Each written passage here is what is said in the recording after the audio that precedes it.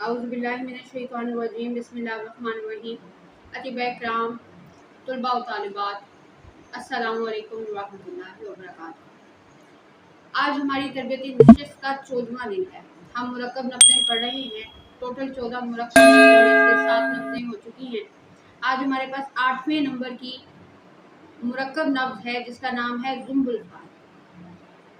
زنبل for جسے چوہے کی دم کے ساتھ مشابہت دی گئی ہے، کیونکہ ہم لوگ سب طبیب ہیں، ہمیں اپنے طبی ناموں کو یاد رکھنا چاہیے۔ زنبل فار چوہے کی دم کو کہتے ہیں۔ یہ نفز جیسے نفز منشاری آر کو کہتے تھے، آری منشار آر کو کہتے ہیں، زنبل فار چوہے کی دم کو کہتے ہیں۔ اس نفز کو چوہے کی دم کے ساتھ کیوں دی گئی، مطابقت کیوں دی گئی؟ اس کی ایک وجہ یہ ہے کہ یہ جب چلتی ہے تو نباض کے پوروں پر احساس ایسے کراتی ہے کہ یہ شروع میں موٹی ہے اور آخر میں بتدریج کمزور ہو گئی ہے، پتلی ہو گئی۔ اس نفس کا اختلاف 4 پہلوؤں سے دیکھا جاتا ہے۔ اس نفس میں عرض اور ضیق پن، اس نفس میں سری اور بطی، اس نفس میں قوت اور ضعیف اور عظیم اور صغیر کے اعتبار سے اس نفس کا اختلاف موجود ہوتا ہے۔ کہا جاتا ہے کہ یہ موٹی عظم سے بتدریج صغیر یعنی چھوٹی ہوتی جاتی ہے، موٹی سے پتلی ہوتی جاتی ہے۔ جیسے چوہے کی دم شروع میں موٹی ہوتی ہے اور آہستہ آہستہ بالکل باریک دھاگے کی طرح پتلی ہو جاتی ہے۔ یہ نفس قوتوں کی کمزوری کی دلیل ہے۔ ہار ورم کا دوسرا درجہ ہے۔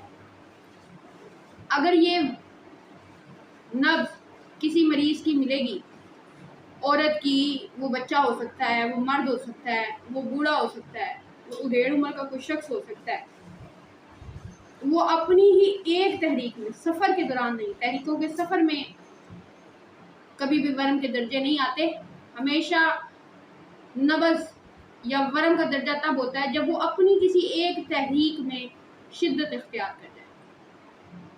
نبض زنبل فار آپ کو 3 نمبر، 4 نمبر اور 5 نمبر میں مل سکتی ہے۔ اب خواہ یہ مرد ہو یا عورت، بچہ ہو یا بوڑھا، نبض زنبل فار چوہے کی دم کی مانند۔ یہاں ایک غلط فہمی ہے، کتابوں میں ایسے لکھا ہے کہ یہ عظم سے صغر کی طرف اور صغر سے عظم کی طرف جاتی ہے، یعنی چوڑائی سے پتلی ہوتی جاتی ہے اور پھر پتلی سے چوڑائی کی طرف جاتی ہے۔ تصور یہ کیا جاتا ہے کہ شاید یہ جب ہم مریض کی نبض پر ہاتھ رکھیں گے تو یہاں شروع میں موٹی، پھر پتلی، پھر پتلی، پھر باریک، فل اس طرح کر کے آئے گی، اور پھر یا پھر شروع کی شہادت کی پتلی ہوگی، پھر اس پہ پتلی، پھر اس پہ موٹی، پھر اس پہ فل موٹی، شہادت پہ پتلی یا شہادت پہ موٹی اور بتدریج باریکی کی طرف۔ مگر ایسا نہیں ہے۔ اس کی ایک وجہ ہے، دیکھیے نبض زنبل فار جب آپ کو مریض کو ملتی ہے، یہاں قوتوں کی کمی ہو چکی ہے۔ وہ قوتیں جس نے زندگی کو چلانا تھا، وہ قوتیں جس نے بیماری کے خلاف لڑائی کرنی تھی، وہ قوتیں جس نے آپ کے مریض کو موت کے شکنجے میں نہیں بلکہ صحت کی طرف لگانا تھا، وہ قوتیں اب کمزور پڑ چکی ہیں۔ آپ کے مریض کا اندر کا جو اللہ نے طبیب رکھا ہے وہ اب بیماری سے لڑ نہیں پا رہا، کمزور پڑ گیا۔ آپ نے یہاں پر اکثیر درجے کی دوائی دینی ہے۔ نبض منشاری میں مسہل دینا تھا، نبض زنبل فار میں آپ کو اکثیر درجے کی دوائی دینی ہے۔ اگر کسی شخص کی زنبل فار نبض نہیں ہے اور آپ اس کو زنبل فار سے پہلے اکثیر دوائی دے دیتے ہیں، آپ نے اپنے ہاتھ سے مریض کی بیماری کو قوی کر دیا ہے۔ اس چیز کا آپ کو بس خیال رکھنا ہے کہ زنبل فار ملے تو اکثیر دینی ہے، خالی ذوق پر اکثیر نہیں دی جاتی، نبضوں کا زنبل فار ہونا بھی ضروری ہے۔ یہاں جو بات میں سمجھانا چاہ رہی ہوں وہ یہ کہ نبض زنبل فار آپ نے مریض کی شریان کی ہڈی کے اوپر جو ابھار ہے، یہاں پر پہلی، دوسری، تیسری اور یہ چوتھی انگلی، ہم کہتے ہیں شہادت والی، شہادت کے ساتھ والی، اس کے ساتھ والی اور سب سے چھوٹی، اپنی عام فہم میں۔ مگر حقیقت یہ ہے اس کو سبابہ کہتے ہیں، اس کو وسطی کہتے ہیں، اس کو بنسر کہتے ہیں، اس کو ہنسر کہتے ہیں۔ یہ 4 پورے ہیں، ہمارے طبیبوں کے نام ہیں ان پوروں کے۔ ہم نے یہاں رکھا، میں نے دیکھا کہ سبابہ کے اوپر ٹھوکر قوی ہے، ٹھوکر قوی ہے، اور یہ عزم میں ہے، چوڑی بھی ہے۔ میں نے دیکھا یہ نبض قوی بھی ہے، میں نے دیکھا یہ نبض یہاں سری بھی ہے۔ پھر میں نے وسطی پورا دیکھا، میں نے دیکھا یہاں پر نبض عزم میں تو موجود ہے مگر تھوڑی کم ہو گئی ہے۔ میں نے دیکھا یہاں یہ سری تو ہے مگر اس کی سرد میں پہلے پورے کی نسبت کمی آ چکی ہے۔ میں نے دیکھا یہ قوی بھی ہے مگر اپنی ٹھوکر بھی تھوڑی کم کر چکی ہے۔ میں نے دیکھا یہ کم چوڑی ہو گئی ہے، یہ سری بھی کم ہو گئی ہے، یہ قوت میں بھی کم ہو گئی ہے، ٹھیک ہے۔ اس کے بعد میں نے سلب میں بھی اپنی سختی بھی ہلکی کم ہو چکی ہے۔ پھر میں جب بنسر کے پاس آئی اس پورے پر، میں نے محسوس کیا یہاں پر اس کی چاروں عوامل مزید کم ہو گئے ہیں۔ جب میں اس پر آئی تو پتہ چلا کہ نبض بہت باریک سی، ایسے ہلکی سی ٹھوکر سی لگا رہی ہے، یعنی موٹی ہو کر باریک ہوتی چلی گئی، اس پورے تک باریک ہو گئی۔ اس پر موٹی تھی، پھر کم، پھر کم، پھر کم، یہاں بالکل باریک ہو گئی۔ یہیں پر باریک ہونے کے بعد اگلی ٹھوکر کا جب ہم انتظار کرتے ہیں، محسوس ہوتا ہے اب اس پورے پر اس ہنسر چھوٹی انگلی پر موٹی ہو گئی ہے، پھر اس پر اس سے کم موٹی، پھر اس سے کم موٹی، پھر اس سے کم موٹی، بالکل باریک۔ یہاں پر وہ قوی زیادہ، یہاں کم، یہاں کم، یہاں اس سے بھی کم، یہاں پر سری، پھر کم، پھر کم، یہاں بالکل بدی۔ میں نے دیکھا یہاں چوڑی تھی، یہاں کم چوڑی، یہاں تھوڑی، اور یہاں بالکل باریک۔ یہاں سے نبض یہاں سے باریکی کا سفر طے کرے گی اور پھر یہاں دوبارہ موٹی ہو کے واپس پتلی ہو جائے گی۔ ہم نے دیکھی ہیں یہ نبضیں۔ یہ بات اس لیے کر رہی ہوں کہ جب مریض کی نبض میں سلب ہے، سختی ہے، جب مریض کی شریان سخت ہے، جب مریض کی شریان کی قوت قوی ہے، سری بھی ہے، چوڑی بھی ہے، یہاں سب کچھ چل رہا ہے اس پورے پر، لیکن قوت کیونکہ کمی ہے تو وہ دوسرے پر وہی سب ٹھوکر برابر نہیں لگا پاتی۔ پھر قوت کی کمزوری ادھر پھر اور پتلی ہو جاتی ہے، ادھر سے بالکل باریک ہونے کے بعد کچھ دیر نبض آرام کرتی ہے، اس کو کہتے ہیں آرام اور استراحت کرتی ہے۔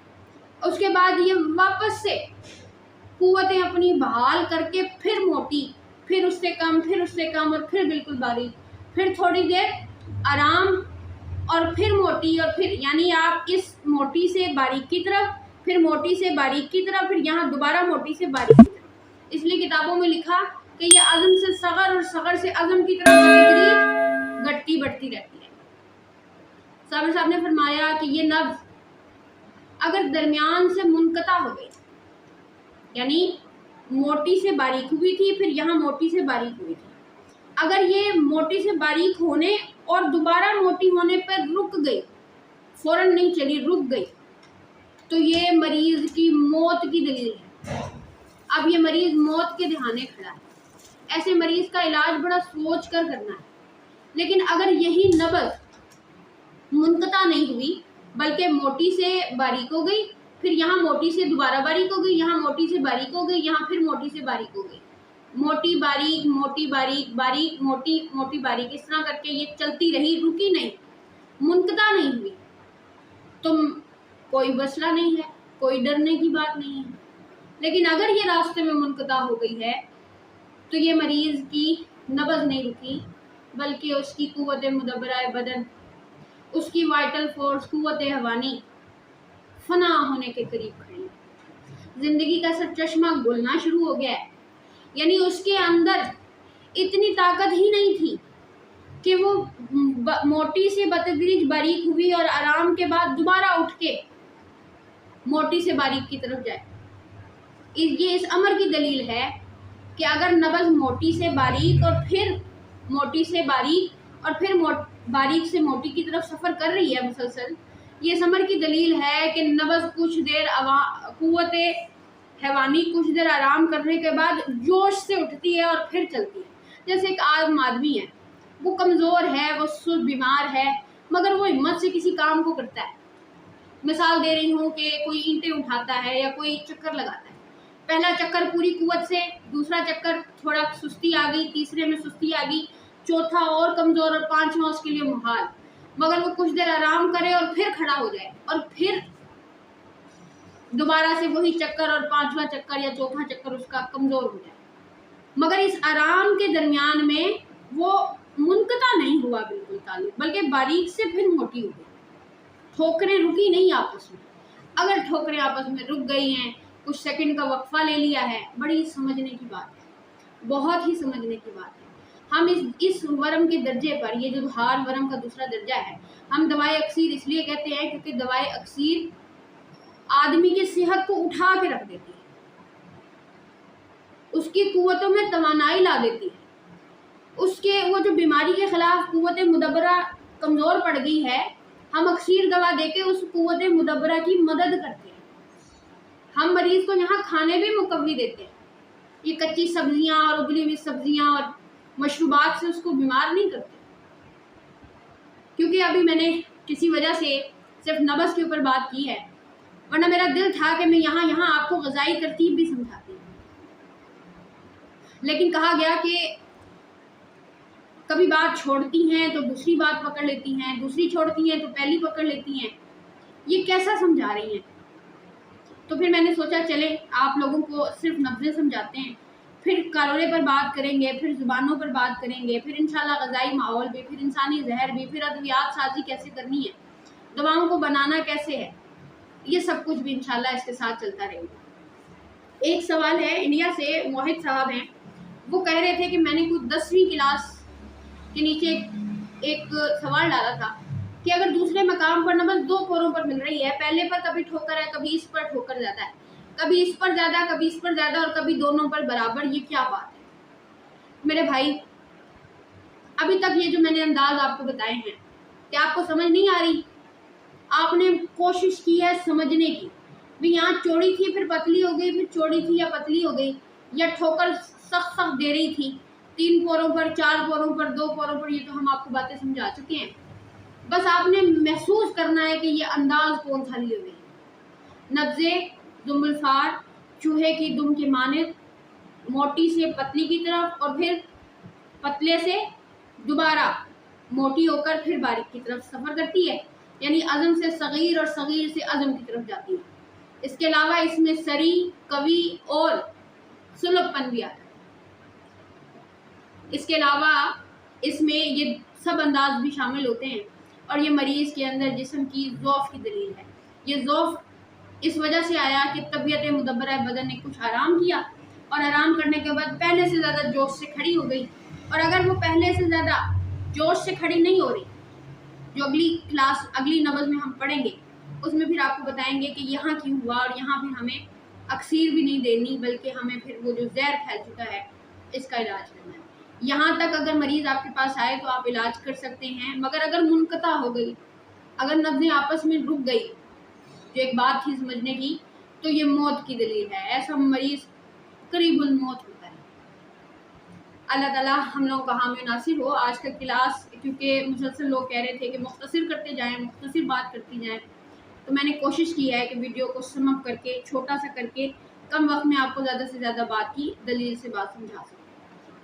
जुम्बुलफार नब्ज़ 3 नंबर, 4 नंबर और 5 नंबर की तारीखों में आपको मिल जाएगी। 3 नंबर पहला मकाम, 4 नंबर के लिए दूसरा मकाम और 5 नंबर के लिए तीसरा मकाम है। 3 नंबर नब्ज़ 3 पोरे या 4 पोरों तक और 4 नंबर नब्ज़ 4 पोरे या 2 पोरों तक और 5 नंबर नब्ज़ 2 से 2.5 पोरे तक होती है। आपको इन्हीं नब्ज़ों के पोरों के अंदर ये नब्ज़ आपको ढूंढनी पड़ेगी और ये मिल जाया करती है। उम्मीद कर रही हूँ कि आप लोगों ने इस बात को समझा होगा और यह लेक्चर जो है वो जुम्बुलफार के हवाले से आपको कुछ ना कुछ आगाही पहले से दे चुका होगा। अपना बहुत सारा ख्याल रखिएगा। अस्सलामु अलैकुम व रहमतुल्लाहि व बरकातहू।